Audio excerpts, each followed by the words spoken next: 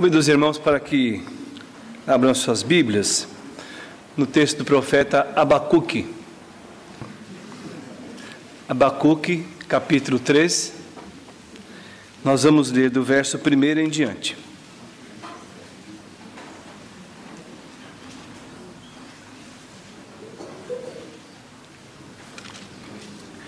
Diz assim esta porção da palavra do Senhor Deus, Abacuque, capítulo 3. Oração do profeta Abacuque sob a forma de canto. Tenho ouvido, ó Senhor, as tuas declarações e me sinto alarmado. Aviva a tua obra, ó Senhor, no decorrer dos anos, e no decurso dos anos faze-a conhecida. Na tua ira, lembra-te da misericórdia.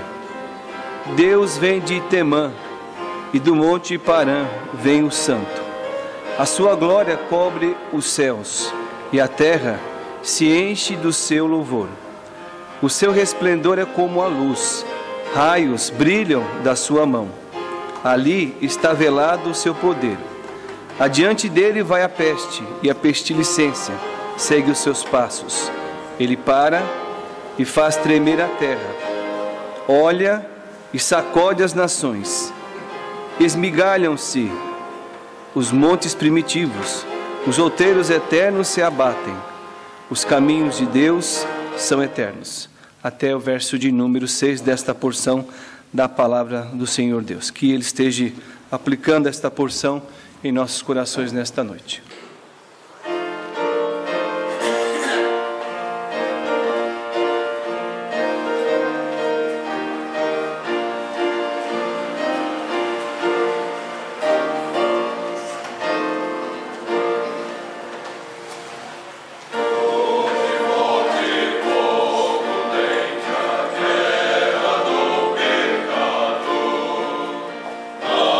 Os seus cantores estão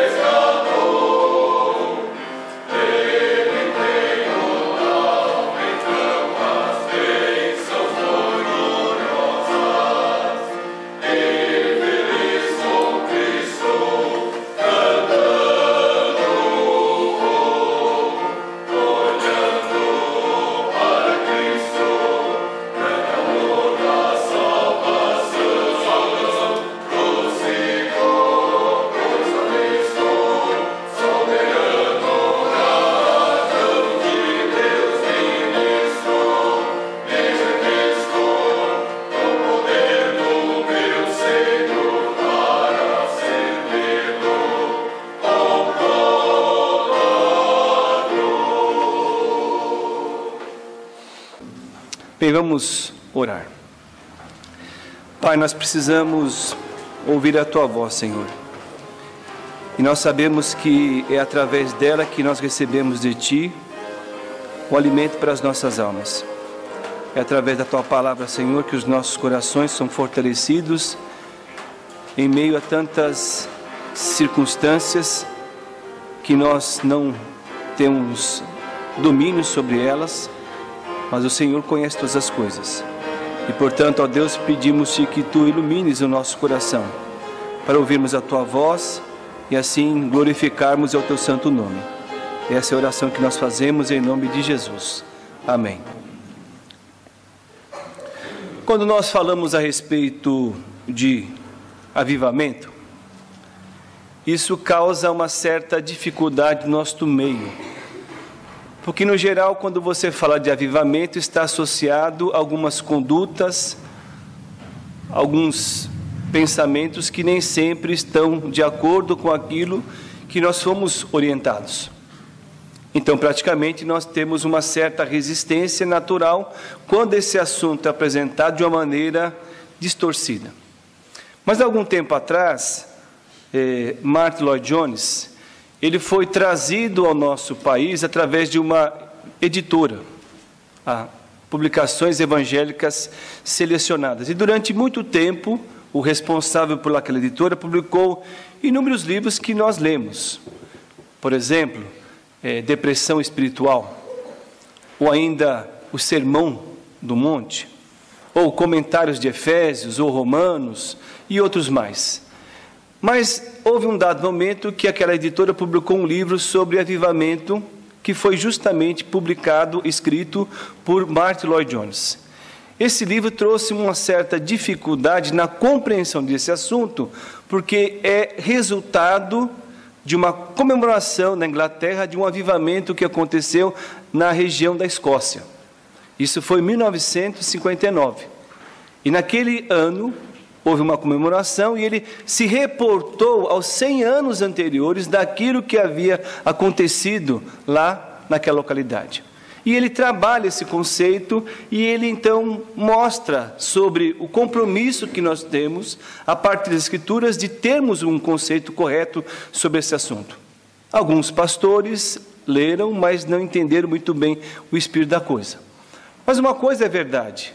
A palavra de Deus, ela nos diz aqui, conforme o verso de número 2, na parte final: aviva a tua obra, ó Senhor. Então, a partir disso, eu quero trabalhar com os irmãos nessa noite, na ideia do avivamento e as consequências disso em relação a nós. Mas para nós entendermos o texto, é muito importante nós também compreendermos a época quando o texto foi dado ao povo de Israel. Na verdade, Abacuque, juntamente com Sofonias e Jeremias, são chamados profetas pré-exílicos. Ou seja, são aqueles 3 profetas que antecederam a época quando a nação de Israel passou por uma dificuldade muito grande. Ao longo do tempo, o povo havia se desviado da aliança. O povo, na verdade, não cumpriu aquilo que Deus queria, e Deus havia dado a ordem a Malaquias, ou melhor dizendo, a Abacuque, para que ele trouxesse a palavra. Se o irmão ler, por exemplo, no verso de número 1, do capítulo 1, começa assim: sentença revelada ao profeta Abacuque. Aliás, a palavra melhor traduzida aqui é peso da palavra. Porque a mensagem que Abacuque trouxe para a nação de Israel não era uma mensagem muito fácil de ser, vamos dizer assim, digerida. Não era uma mensagem fácil de ser aceita. Porque as dificuldades eram tremendas. Podemos dizer que o descaminho de Israel estava apontado, ora para a condição política do povo, ora para as dificuldades religiosas, e isso culminou no quê? Na ascensão da injustiça. Havia muita ilegalidade e havia, vamos dizer assim, também muita distorção daquilo que Deus queria para o seu povo. Então, quando o profeta diz assim, me sinto alarmado, ele estava como que alguém impactado por aquilo que ele ouviu. e aquilo que ele ouviu não era coisa boa. Então nós podemos perceber que esse ambiente para nós, ele é muito importante para você compreender o que é que ele queria dizer. Outra questão também que nós temos que avaliar um pouquinho aqui, é que Abacuque é chamado também do profeta filósofo, porque ele questiona muitas coisas. E o questionamento dele, vamos dizer assim, estava ligado assim: bem, se nós somos povo da aliança, por que o Senhor vai permitir que uma nação ímpia, uma nação idólatra, venha e seja o seu juízo sobre nós? Não é um disparate isso? Não é uma contradição de termos? Deus ter o seu povo e permitir agora que uma nação ímpia venha e trate o povo desta maneira? Então Abacuque tem uma tarefa extraordinária, por isso que nós temos que avaliar um pouquinho disso. Uma outra questão também que eu quero considerar com os irmãos aqui nesta noite, é que quando você olha para o termo aqui, aviva a tua obra, a melhor tradução na verdade é a seguinte: as tuas obras, ou seja, o que? Faze-as reviver.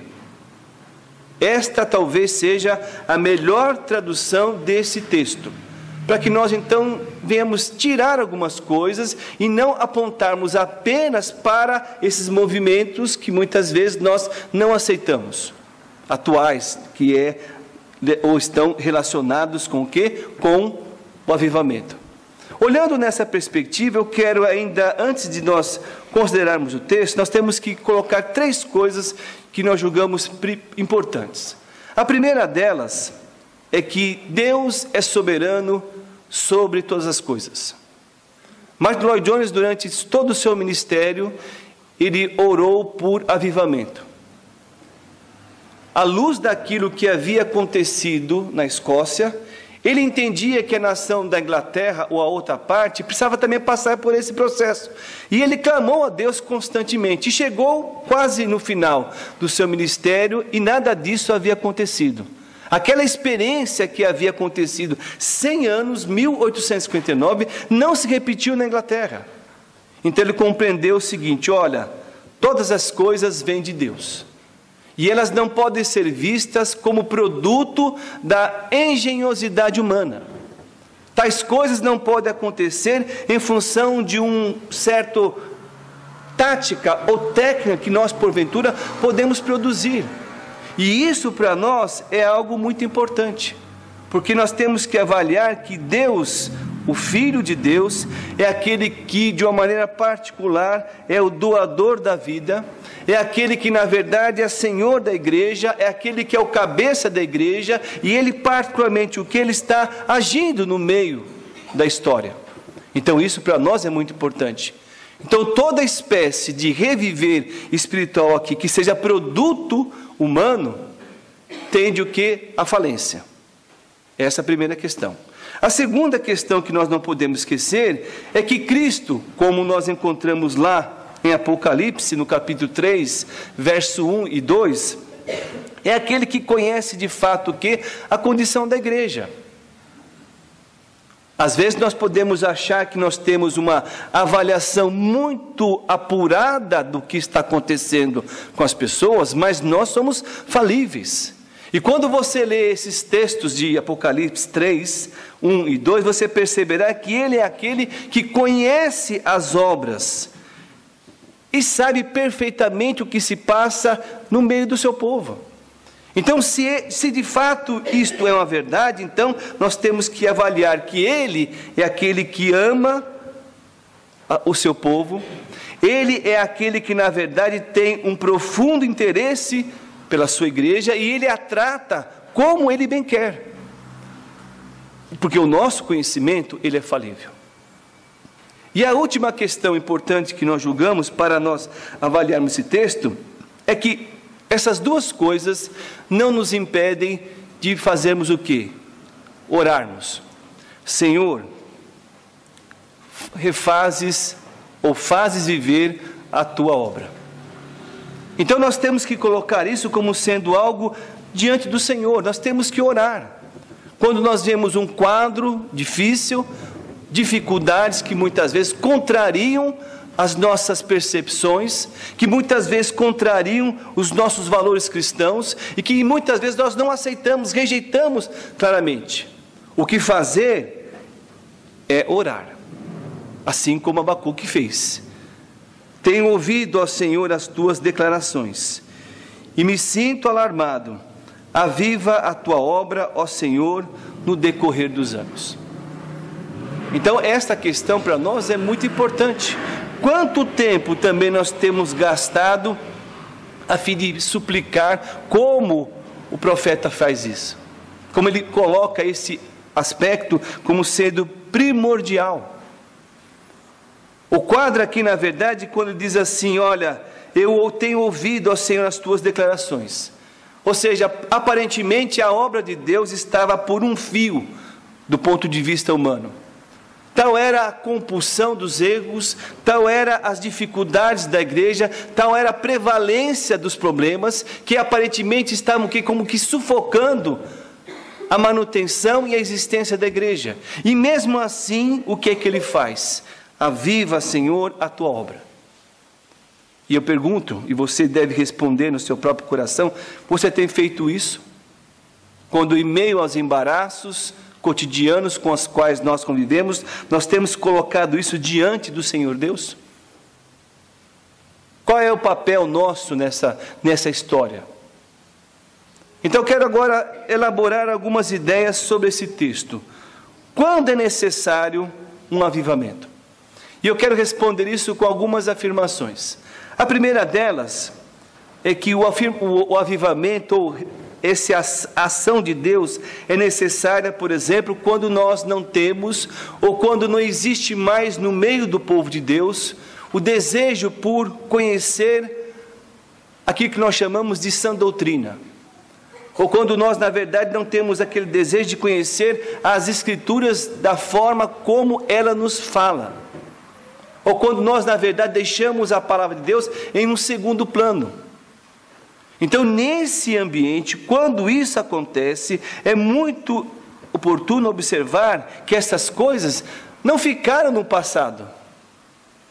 Lamentavelmente, nós vivemos numa época onde existe muita religiosidade, mas vazia do ensinamento bíblico. Nós não podemos, às vezes, acusar as pessoas de que elas não tenham religiosidade. O que nós podemos observar é que, lamentavelmente, muito dessa religiosidade não está calcada naquilo que diz o Senhor através da sua palavra. E isso é uma distorção do quê? Daquilo que você encontra nas Escrituras. Por isso que nós vimos um pouquinho sobre esse aspecto de que as Escrituras devem reger o nosso pensamento. Então, quando é que é necessário isso? Quando isso acontece. Mas eu quero também considerar com os irmãos que existe também uma outra questão que nós julgamos importante, de quando é necessário Deus agir desta forma, como aqui mencionado no texto bíblico, é quando o pecado está abundando, ou quando o pecado, na verdade, ele diz respeito a nós. Os irmãos acompanham um pouquinho do que está acontecendo no nosso país, não é verdade? E nós estamos muito decepcionados com a condução da nossa pátria, não é verdade?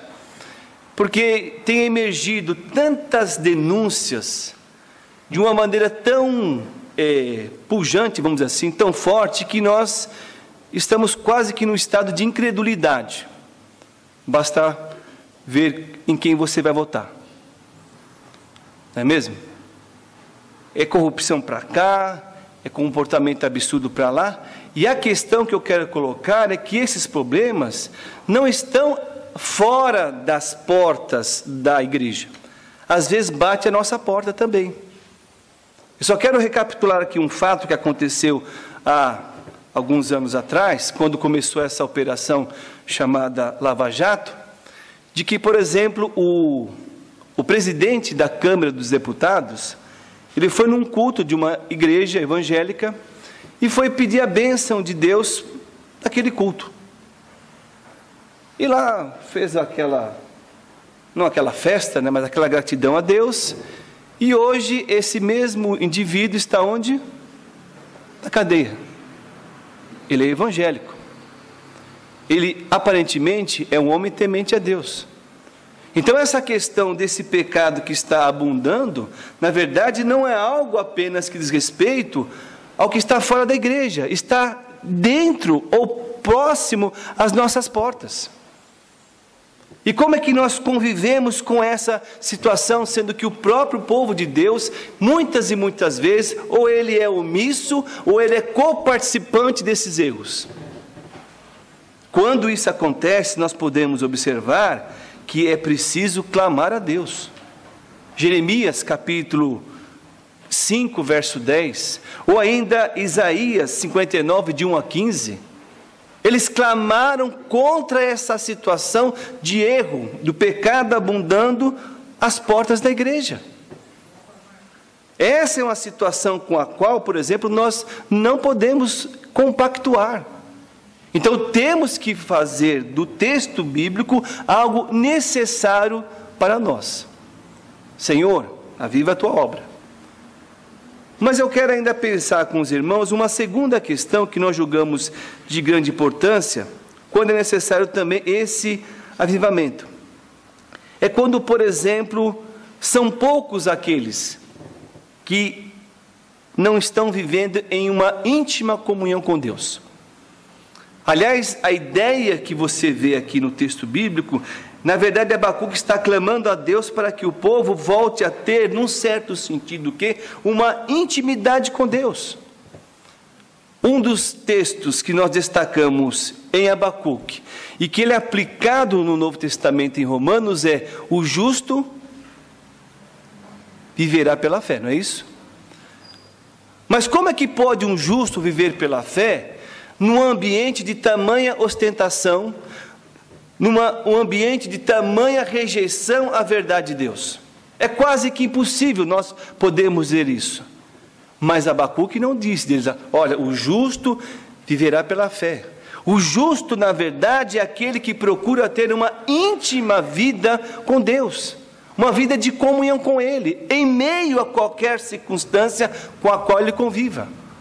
Aliás, se você ler, por exemplo, em Gênesis, no capítulo 5, verso 24, nos diz que Enoque era um homem que caminhava com Deus, era um homem que andava na presença dele, buscava intensamente a Deus num momento, num ambiente totalmente hostil. E quando nós olhamos para nós mesmos, e nós não vemos isso em nós, homens, mulheres, jovens, buscando intimamente a Deus, é hora do quê? Rogarmos: Senhor, aviva a tua obra. Então nós podemos perceber que essa comunhão íntima com o Senhor Deus é algo que vitaliza a igreja. Talvez parte da fraqueza espiritual que perdura em muitos lugares tenha muito a ver com essa falta de intimidade. Por isso que é momento de clamarmos: Senhor, aviva a tua obra.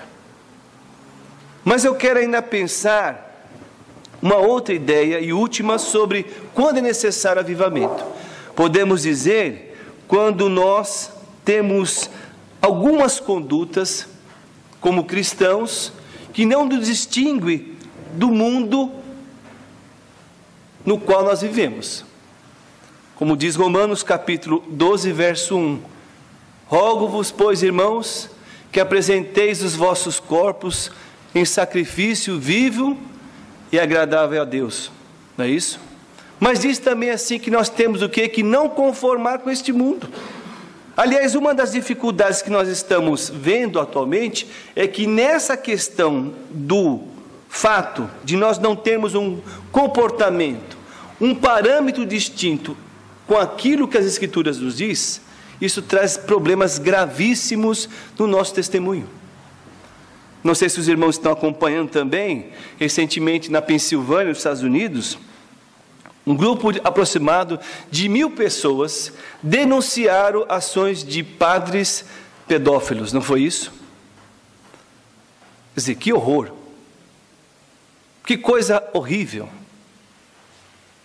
Hoje são homens, mulheres, casados, constituídos, mas que estão corrompidos, maculados por lideranças religiosas.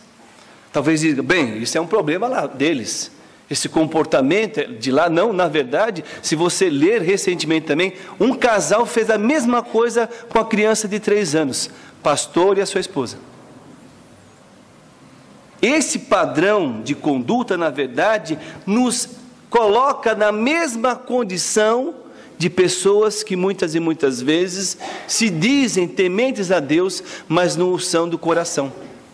Então é hora de nós também dizermos, como diz o profeta: tenho ouvido, Senhor, as tuas declarações. Eu estou alarmado com isso, mas, Senhor, aviva a tua obra. Mas eu quero agora pensar numa outra questão: quais são as consequências quando, na verdade, essa obra é avivada? O que isso implica para nós? E eu quero aqui ser rápido em dizer algumas coisas. A primeira delas é que quando nós, na verdade, nos enquadramos segundo esse texto, nós, na verdade, estamos animados para termos uma vida de arrependimento e uma vida de oração. Aliás, a grande marca que nós deveríamos primar pela igreja é termos homens, mulheres que constantemente se dizem pessoas arrependidas, pessoas que estão dispostas a se gastar e orar diante do Senhor. O Salmo 80, o Salmo 85, eles falam, os 2 salmos, sobre a restauração depois de um tempo de pecado e de rebelião contra Deus. Então, se nós dissermos que, na verdade, nós somos homens e mulheres, segundo o texto, avivados, então nós temos que ter o quê? Uma vida de arrependimento. Arrependimento de tudo aquilo que, na verdade, contraria o Deus Santo. Tudo aquilo que, na verdade, vai contra um Deus que, na verdade, conhece tudo, é Senhor de tudo, e que a nossa consciência, na verdade, está diante dele a todo tempo. Essa deve ser uma das características de uma igreja avivada. Não é apenas uma igreja que salta, uma igreja que realiza coisas mirabolantes, mas são pessoas que estão sendo marcadas por esse arrependimento e por essa vida de oração. Essa é uma questão muito importante. A segunda característica de uma igreja que tenha esse avivamento bíblico é quando ela, na verdade, está interessada em proclamar a Deus. Está preocupada, vamos dizer assim, em tornar a sua glória manifesta entre os povos.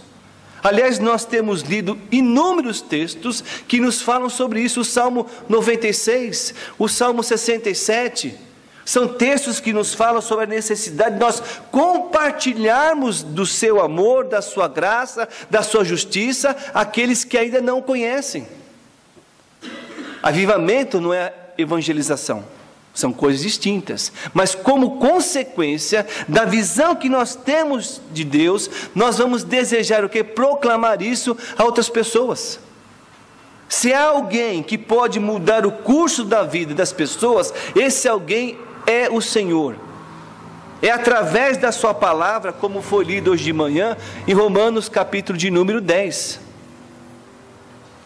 Como é que eles ouvirão se não há quem pregue? O instrumento que Deus usa para trazer pecadores ao seu reino é a palavra. Então nós devemos perceber que este é o instrumento que Deus usa para trazer pessoas. Uma igreja que, na verdade, está avivada, segundo a ideia bíblica, é uma igreja que compartilha disso com outras pessoas. É uma igreja que está desejosa em levar essa anunciação às pessoas que estão distantes em qualquer lugar. Mas também eu quero ver ainda uma terceira característica de uma igreja que está dentro dessa conformidade aqui. É uma igreja que, particularmente, ela está se dispondo a viver sob o poder santificador do Espírito Santo. E eu gostaria de ler com os irmãos, por gentileza, o texto de Gálatas, no capítulo 5.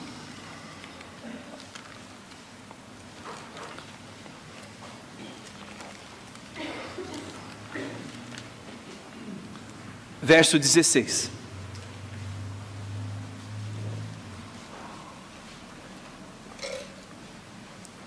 Gálatas capítulo de número 5, verso 16 em diante. Diz assim esta porção da palavra de Deus: Digo, porém, andai no Espírito, e jamais satisfarei a consciência da carne. Porque a carne milita contra o Espírito, e o Espírito contra a carne, porque são opostos entre si. Porque para que não façais o que, porventura, seja do vosso querer. Mas se sois guiados pelo Espírito, não estáis sob a lei. Ora, as obras da carne são conhecidas e são: prostituição, impureza, lascívia, idolatria, feitiçarias, inimizades, porfias, ciúmes, iras, discórdias, dissensões, facções, invejas, bebedices, glutonarias e coisas semelhantes a estas, a respeito das quais eu vos declaro, como já outrora vos preveni, que não herdarão o reino de Deus os que tais coisas praticam. Mas o fruto do Espírito é amor, alegria, paz, longanimidade, benignidade, bondade, fidelidade, mansidão, domínio próprio. Contra estas coisas não há lei. E os que são de Cristo Jesus crucificaram a carne, com as suas paixões e concupiscências. Se vivemos no Espírito, andemos também no Espírito. Não nos deixemos possuir de vanglória, provocando-vos uns aos outros, tendo invejas um dos outros. Paulo está aqui contrastando entre aquelas coisas que são do Espírito. Se você grifar, Paulo, no mínimo aqui, ele usa a expressão Espírito mais de 6 vezes. E ele está contrastando com aquilo que é próprio da natureza humana. E a igreja, num certo sentido, ela deve viver sob o poder santificador do Espírito, a fim de que a nossa vida seja moldada e nós venhamos resplandecer aquilo que de fato as Escrituras nos dizem. E isso implica em renunciar a tudo aquilo que na verdade não provém do Senhor Deus. Verso 18: Mas se sois guiados pelo Espírito, não estáis sob a lei. Então essa deve ser uma das características que nós devemos buscar constantemente da igreja. É lógico que toda uma organização, ela tem o seu papel efetivo e importante para nós.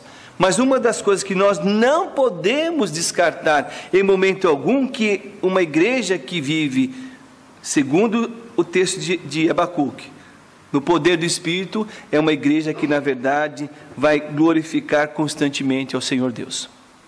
Mas eu quero ainda pensar uma quarta característica sobre uma igreja que está avivada segundo as Escrituras. É uma igreja que ela restaura-se dos desvios da doutrina e do Evangelho. Talvez esse seja um dos problemas com os quais nós podemos perceber nitidamente no nosso país. Como eu disse de manhã, em 1940, quase que 98% da população brasileira, ela pertencia a um grupo maior, um grupo majoritário, que estava ligado ao romanismo. Hoje, esses números caíram de uma maneira muito acentuada. Hoje, por exemplo, apenas 62, 63% da população ainda professa a fé no catolicismo romano. E o restante, a maioria, é o que? São pessoas que se dizem evangélicas. Mesmo que isso aconteça, o que nós percebemos, quanto de desvio do ensinamento existe no nosso país. Chegamos ao ponto de ver muitas coisas muito próprias da Idade Média. Conceitos sendo difundidos de uma maneira tão absurda que nós questionamos: como é que pode o fulano fazer o que está fazendo? Como se pode ter uma prática tão absurda como aquela que muitas vezes nós condenamos? Não sei se já contei aqui, mas pelo tempo que eu passei, acho que eu já contei, né? Eu me lembro que quando era pequena, minha mãe toda tarde me dava um copo d'água. E ela queria que eu ficasse diante de um de um rádio, naquela época ainda era a válvula, né? E ela ligava o rádio e tinha uma oração. E aí então, terminava aquela oração daquele padre, ela mandava, ó, agora você vai tomar essa água. Vamos tomar, né? Mas o que eu gostava, na verdade, não é ficar diante do rádio, era ficar atrás do rádio. Porque ela tinha as válvulas incandescendo, e a voz ia aparecendo e fica, puxa vida, que coisa linda, né? Aí eu tomava água, beleza. Aí descobri mais tarde que aquele homem tinha morrido, ó, há muito tempo, e eu fiquei enfesado. Só que essa prática do erro não é apenas uma prática do erro daquele grupo. Hoje acontece muitas vezes com algumas igrejas chamadas evangélicas. Não é isso? Então isso nada mais é o que? De um desvio que tem acontecido de uma maneira muito abundante.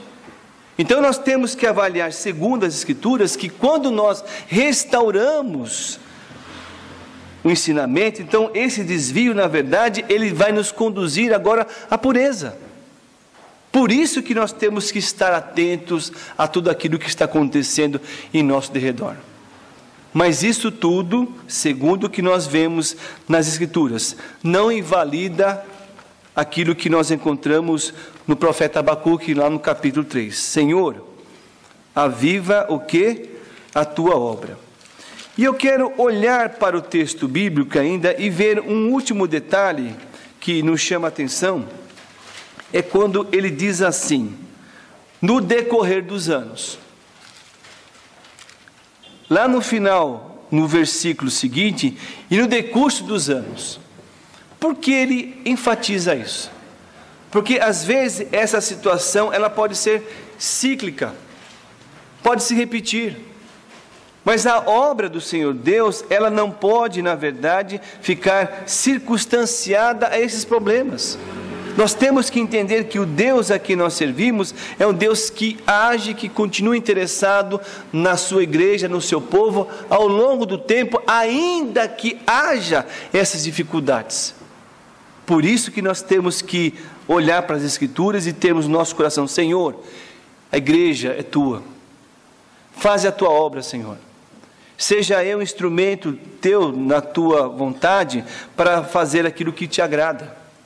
Aliás, ele conclui o verso de número 2 dizendo assim, na tua ira, faça o quê? Lembra-te da misericórdia. Porque se Deus, na verdade, nos tratar segundo a sua ira, todo o povo seria o quê? Consumido. A questão é, será que não seria o mesmo princípio para nós hoje? Será que nós somos tão melhores quanto o povo naquela época passada? Por isso que na palavra de Abacuque há muita sabedoria. Na tua ira, lembra-te da misericórdia. Tenha misericórdia da nossa vida, da nossa igreja, do nosso povo, para que ele na verdade seja resgatada pelo teu poder, como nos diz na sequência do verso de número 3, a sua glória cobre os céus e a terra se enche do seu louvor. Esse é o desafio que nós temos para nós nessa noite. E eu quero concluir aqui a minha palavra nessa noite, primeiramente, agradecendo a Deus por estar aqui com vocês. Agradecer porque é Ele quem é o Senhor de todas as coisas. Tudo que está sendo feito, quer aqui nessa localidade, como também em outros lugares, deve ser fruto dessa obediência a Deus. E para a glória dEle tão somente. Mas também nós temos que avaliar que há uma necessidade premente de nós sermos agora instrumento nas mãos de Deus, para sermos aqueles objetos que vão comunicar o Evangelho a outras pessoas. Se somos pessoas de fato que andam na presença de Deus e que foram trabalhadas por Ele em sua graça, nós temos que ter esse compromisso. Senhor, eu quero compartilhar esta verdade do Teu Evangelho às pessoas com quem eu convivo. Esse é o apelo, esse é o grande desafio que nós temos diante de nós. Num momento, numa época, onde muitas e muitas pessoas ainda não conhecem o Senhor Jesus. Que Deus assim nos abençoe, nos auxilie e nos desafie a irmos e sermos discipuladores daqueles que ainda não conhecem o Senhor Jesus. Amém.